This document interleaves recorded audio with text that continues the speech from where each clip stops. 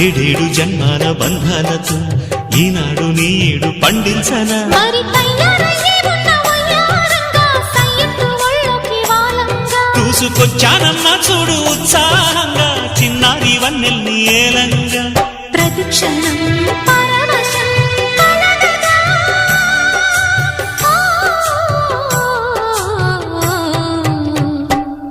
మనసా పలకవే మధుమాసపు కోయిలవై చెలివే తెలుపవే చిగురాశల గీతికవై